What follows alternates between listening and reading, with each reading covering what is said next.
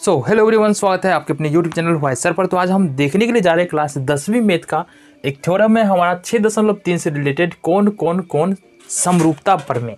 अब देखो, ये प्रमेय जो है एग्जाम में नहीं पूछे जाते या बहुत कम ही पूछे जाते हैं, लेकिन समझना ज़रूरी है। तो समझेंगे, इस बात को छोड़ के नहीं जाएंगे, है ना।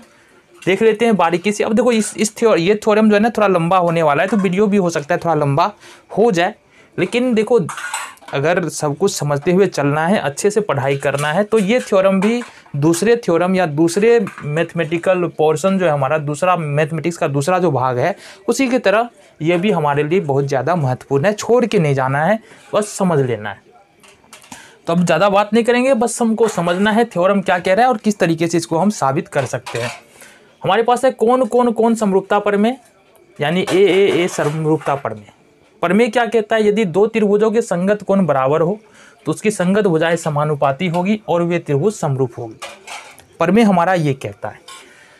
तो हमारे पास दो त्रिभुज है, ABC और DEF। दो त्रिभुज है, दोनों त्रिभुज में देखेंगे कोण A बराबर D है, जैसा कि यहाँ पर दिया हुआ है। कोण A बराबर D, ये कोण बराबर ये कोण B बराबर E, कोण B बराबर E, और कोण C बराबर F है, कोण C बराबर F है। साबित क्या करना है? त्रिभुज ABC समरूप होगा त्रिभुज DEF के। तो देखो, हमारे पास जो है ना, इसको साबित करने के लिए तीन स्थितियां संभव हो सकती है। पहली स्थिति की बात करेंगे, है ना। स्थिति एक में ऐसा हो सकता है कि हमारे पास दिया हो AB बराबर DE। ये बराबर हो सकता है, नहीं भी हो सकता है, हो भी सकता है, होने को कुछ भी हो सकता है। चलो, AB बराबर जब DE होगा तो हम देख लेंगे, तब प्रमाण देख लेते हैं।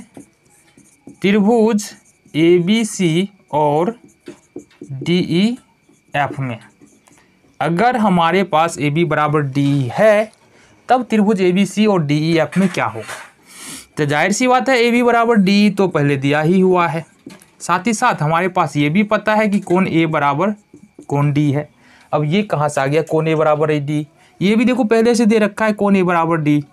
इसके बाद कोण C बराबर जो है, कोण C नहीं लेंगे ना, कोण B बराबर E। अब ये कहाँ से टपका? ये भी देखो पहले से दे रखा है, कोण B बराबर E। तो तीन चीज़ बराबर हो रहा है ना हमारे पास, तीन चीज़ें बराबर हो रही है।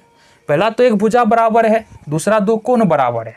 जब एक भुजा दो कोण बराबर हो, कहने का मतलब क्या है? देखो, ये हमारे पास इस तरह से है और इस भुजा पर ही ये कोण बन रहा है, ये A, और इस भुजा पर बन रहा है कोण B। ठीक इसी प्रकार से हमारे पास है, ये है हमारे पास D और ये है E।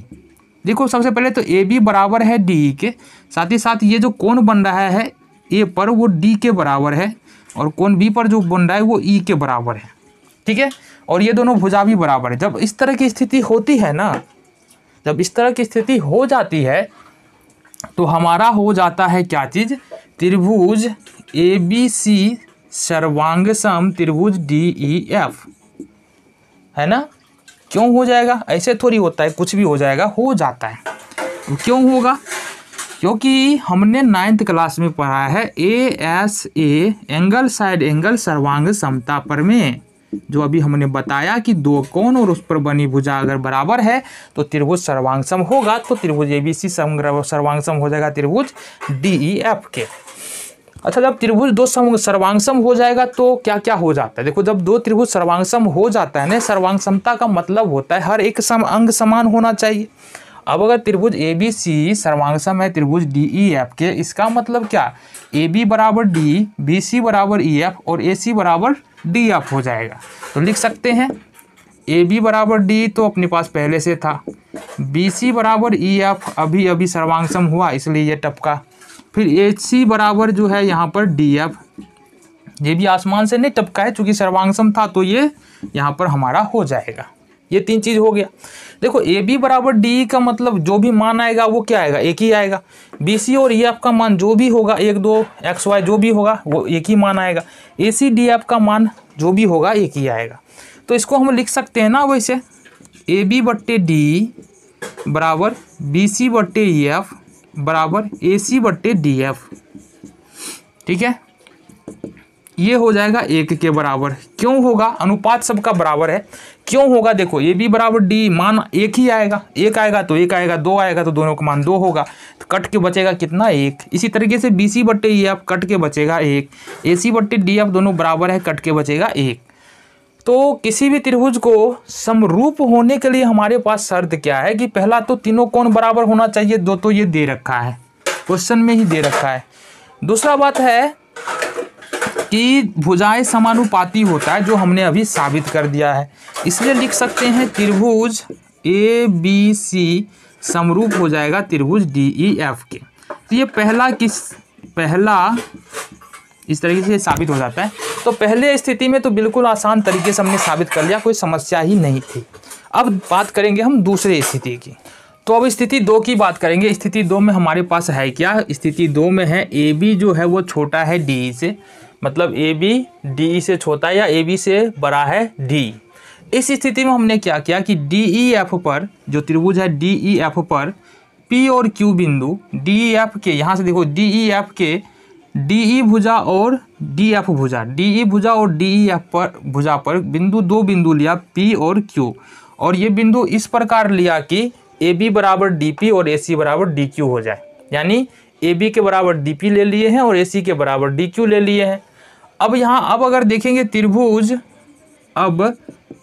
ए बी सी और त्रिभुज डी ई एफ में यदि देखेंगे हम, मतलब इस त्रिभुज में और इस वाले छोटे वाले त्रिभुज में डी पी क्यू में हाँ डी पी क्यू में देखेंगे, ठीक है। त्रिभुज ए बी सी और त्रिभुज डी पी क्यू में देखेंगे तो सबसे पहली बात तो कोण ए बराबर कोण डी, ये तो दिया हुआ है ना।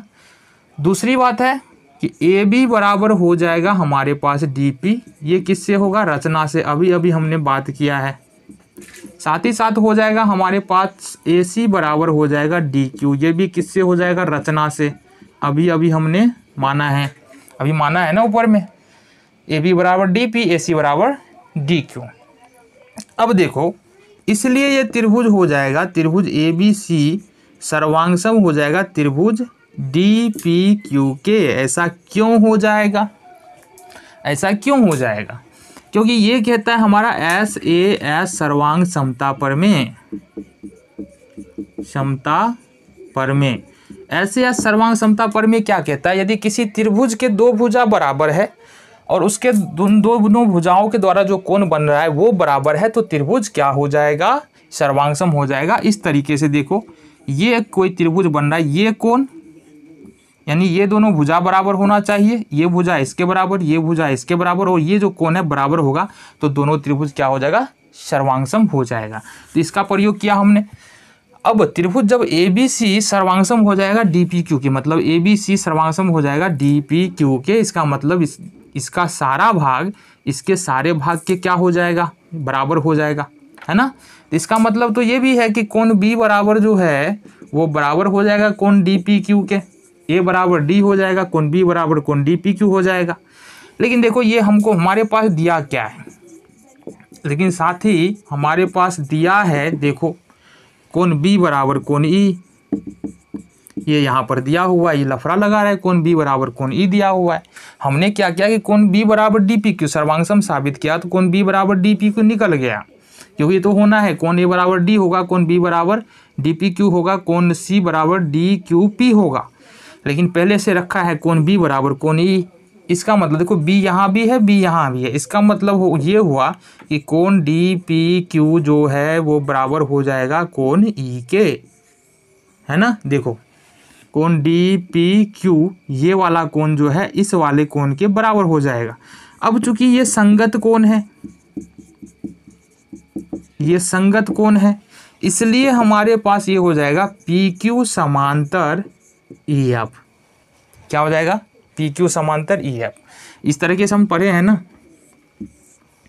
अगर ये संगत कोण बराबर होता है, ठीक है, अगर ये कोण इस तरीके से, अगर कोई रेखा किसी 2 रेखाओं को कोई एक रेखा काटता है, ये वाला कोण यदि बराबर होता है तो ये रेखाएं जो है वो क्या होता है? समांतर हो जाता है ना। इसलिए हमने लिखा ये कोण इस कोण के बराबर हो गया, ये रेखा एक काट रहा है ई एफ और पी क्यू को, तो इस तरीके से पी क्यू समांतर हो जाएगा ई एफ। और जब पी क्यू समांतर ई एफ हो जाएगा, तो देखो यहाँ से डी ई एफ एक त्रिभुज है, पी क्यू समांतर हो गया ई एफ का। तो थेल्स पर में क्या कहता है हमारा, थेल्स पर में कहता है डी पी बट्टे डी ई, डी पी बट्टे इसलिए लिख सकते हैं डी पी बट्टे डी ई बराबर में लिख सकते हैं डी क्यू बट्टे डी एफ, डी क्यू बट्टे डी एफ। ये लिख सकते हैं कि नहीं लिख सकते हैं। ये किससे हो जाएगा, ये हो जाएगा हमारा थेल्स परमेस।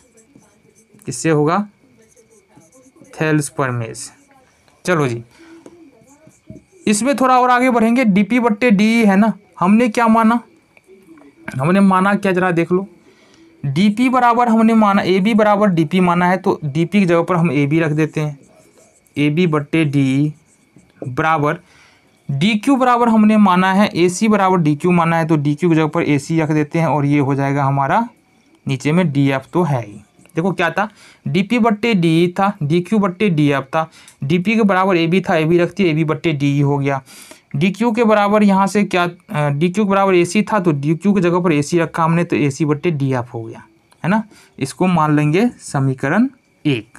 अब आ जाओ क्या करना है। देखो इसी तरह से हम कुछ करें, और क्या करें, अगर हम ये त्रिभुज बना ले ए बी सी और त्रिभुज बना ले डी ई एफ। कौन सा, डी ई एफ। हमने क्या किया था कि यहाँ बराबर लिया था ना, ए बी के बराबर लिया था यहाँ पर ए डी पी, और यहाँ पर लिया था ए सी के बराबर लिया था डी क्यू। लेकिन अगर ये नहीं लेके हम ए बी के बराबर ले लेते हैं यहाँ से, इस तरह से बी सी के बराबर हम ले लेते हैं ई पी, और ए बी के बराबर ले लेते हैं यहाँ से ई क्यू, है ना। कैसे, बी सी बराबर ई पी और ए बी बराबर ले लेते हैं ई क्यू यहाँ से, और इसको मिलाते हैं। और जो सारा काम इधर किए हैं ना, ये इधर जो किए हैं, ये सारा काम अगर करते हैं तो हम क्या साबित करते हैं, इसी तरह से साबित कर सकते हैं,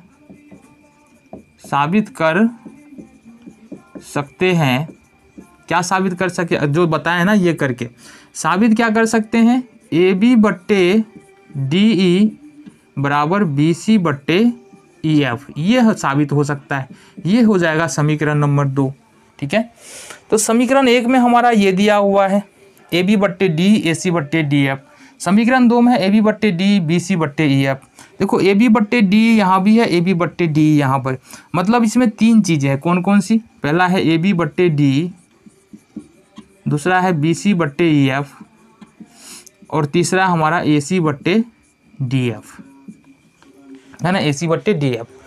ये दोनों एक दूसरे के बराबर है, ये दोनों एक दूसरे के बराबर है, मतलब समीकरण 1 और 2 से लिखेंगे कि तीनों एक दूसरे के बराबर हो जाएगा। तो इसे हो जाएगा हमारे पास समीकरण 1 और 2 से, है ना, ये हो जाएगा। इसलिए देखो यहाँ पर हमको त्रिभुज ए बी सी समरूप साबित करना था त्रिभुज डी ई एफ के। हमारे पास दिया हुआ क्या था, हमारे पास दिया हुआ था कौन ए बराबर डी, कौन बी बराबर ई, कौन सी बराबर एफ। ये तो पहले दिया हुआ था। हमने भुजाओं को समानुपाती साबित कर दिया, इसलिए लिख सकते हैं त्रिभुज ए बी सी समरूप हो जाएगा त्रिभुज डी ई एफ के। ये हमने यहाँ से इसको साबित कर दिया। ठीक है, ये केस नंबर था कौन सा, दूसरा। अब देखेंगे तीसरे केस में क्या करना है। तो अब देख लो हमारे पास केस 3 है, यानी कि स्थिति 3 है, और स्थिति 3 क्या कह रहा है, जब a b is greater than d, यानी कि ए बी जब बड़ा होगा डी से, ए बी जब बड़ा होगा डी से। तो इस स्थिति में हमने क्या किया है, रचना किया है। रचना में लिया है डी ई को पी तक बढ़ाया, डी ई को पी तक बढ़ाया, इतना बढ़ाया कि यह ए बी जो है ए बी के बराबर हो जाए, यानी डी पी बराबर ए बी हो जाए। साथ ही साथ यहाँ से डी एफ को क्यू तक बढ़ाया, और इतना बढ़ाया कि यह ए सी के बराबर हो जाए डी क्यू। कुल मिला के कहे तो ए बी बराबर डी पी ले लिया है हमने, और ए सी बराबर डी क्यू ले लिया है। बी सी यहाँ से पी क्यू को क्या किया है, मिला दिया है। ठीक है, ये हो गया रचना। अब देखो यहाँ से अगर हम देखें त्रिभुज ए बी सी तथा त्रिभुज डी पी क्यू में, यानी इस बड़े त्रिभुज में और इस बड़े त्रिभुज में क्या हो जाएगा, देखो जरा। अभी हमने लिया है रचना में ए बी बराबर लिया है डी पी के, ठीक है, इसके बाद AC बराबर लिया है DQ के, और कोण A बराबर हमारा है कोण D। समझ में आ रहा है। अभी रचनाम लिया AC बराबर DP है ना, AB बराबर DP लिया है, AC बराबर जो है वो DQ लिया है, और कोण A बराबर D पहले से हमारे पास यहाँ पर दिया हुआ है। इसलिए त्रिभुज ABC सर्वांगसम हो जाएगा त्रिभुज DEF के। पहले ही हमने बात किया, ये क्यों हो जाएगा, ये हो जाएगा SAS सर्वांग समता प्रमेय से। ठीक है, ये हो जाएगा। अब जब त्रिभुज ABC सर्वांगसम हो गया त्रिभुज DEF के, इसका मतलब इस त्रिभुज का सभी अंग इस त्रिभुज के सभी अंग के बराबर होगा। अंग बराबर होने का मतलब सभी भुजाएं बराबर होगा और सभी कोण बराबर होगा। ये भुजा इस भुजा के बराबर, ये भुजा इस भुजा के बराबर, और ये भुजा इस भुजा के बराबर हो जाएगा। ये कोण इसके बराबर, कोण B बराबर जो है कोण E हो जाएगा, ये वाला है ना। अब यहीं पर यहाँ पर पेच फंस रहा है, इसलिए हम क्या लिख सकते हैं, कोण B बराबर लिख सकते हैं कोण, अच्छा ये यहाँ इसके नहीं, इसके बराबर होगा ना, कोण B बराबर हो जाएगा, बड़े वाले त्रिभुज की बात कर रहे थे ना, तो कोण B बराबर ये वाला हो जाएगा DPQ। तो कोण B बराबर हो जाएगा हमारा कोण DPQ। कोण B बराबर कोण DPQ क्यों हो रहा है, क्योंकि त्रिभुज ABC सर्वांगसम है त्रिभुज DPQ के। लेकिन हमारे पास दिया क्या है, लेकिन दिया है क्या दिया है, दिया है हमारे पास कोण B बराबर कोण DEF। कोण B बराबर दिया है कोण DEF, यहाँ पर देखो कोण B बराबर कोण E दिया है, कोण B बराबर कोण E। इसलिए हम क्या लिख सकते हैं, B यहाँ भी है, B यहाँ भी है, इसलिए लिख सकते हैं कोण DPQ बराबर लिख सकते हैं कोण DEF। मतलब ये कोण इस कोण के बराबर हो रहा है। अब ये देखो, ये संगत कोण है, फिर से बोल ले, ये संगत कोण है। संगत कोण क्या होता है पहले भी बताया, अगर दो रेखाओं को कोई तीसरी रेखा काटे तो ये कोण यदि बराबर हो तो रेखा L जो है रेखा M के समांतर हो जाएगा। तो चूंकि ये कोण इस कोण के बराबर है, इसलिए EF समांतर हो जाएगा PQ के, इसलिए हो जाएगा EF समांतर PQ। अब EF समांतर क्या हो गया, PQ हो गया। इसलिए इधर आ जाओ, हमने क्या लिखा, EF समांतर PQ। अब गौर से देखो, यहाँ से अगर EF समांतर PQ है तो त्रिभुज DPQ में क्या हो जाएगा, त्रिभुज DPQ में, तब त्रिभुज DPQ में क्या हो जाएगा, ये हो जाएगा हमारे पास DE बट्टे DP, थेल्स प्रमेय से DE बट्टे DP, साथ ही साथ हो जाएगा बराबर DF बट्टे DQ। अगर इसका व्युत्क्रम ले ले हम, व्युत्क्रम मतलब दोनों को उलट दे, तो ये हो जाएगा हमारे पास DP बट्टे DE बराबर DQ बट्टे DF।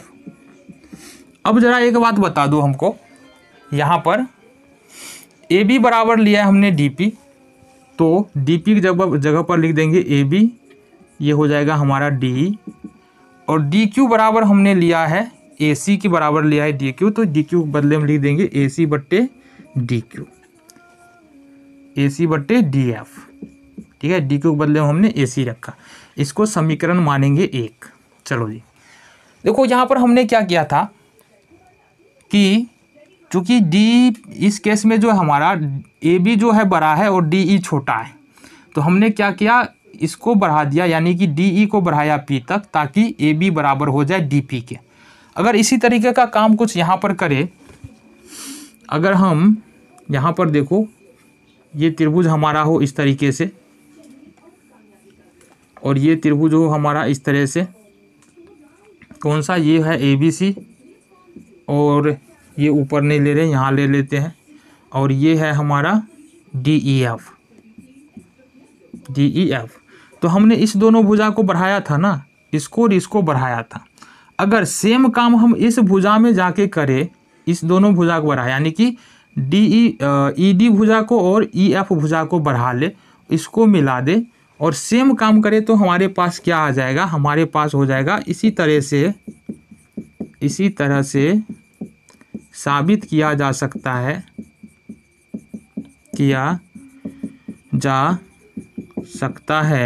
क्या साबित किया जा सकता है, AB बट्टे D बराबर बी सी बट्टे ई एफ। अगर इसमें काम करने के लिए जाएंगे तो हमारे पास ए बी बट्टे डी बी सी बट्टे ई एफ निकल के आ जाएगा। ये हो जाएगा समीकरण 2। तो समीकरण 1 और 2 से क्या लिख सकते हैं, ए बी बट्टे डी बराबर है ए सी बट्टे डी एफ के, ए बी बट्टे डी बराबर है बी सी बट्टे ई एफ के। इसका मतलब समीकरण 1 और 2 से, समीकरण 1 और 2 से हमारे पास क्या आ जाएगा, ए बी बट्टे डी बराबर ए सी बट्टे डी एफ बी सी बट्टे ई एफ हो जाएगा, और ये हो जाएगा ए सी बट्टे डी एफ। तो कोण तो पहले से ही बराबर दे रखा है, यहाँ पर भुजा भी क्या हो रहा है, समानुपाती हो रहा है। तो तीसरी स्थिति में भी ये हो जाता है हमारा प्रूव्ड, ये हो जाता है साबित। तो ये था हमारा थ्योरम कोण समरूपता पर में, इसको हमने साबित किया है।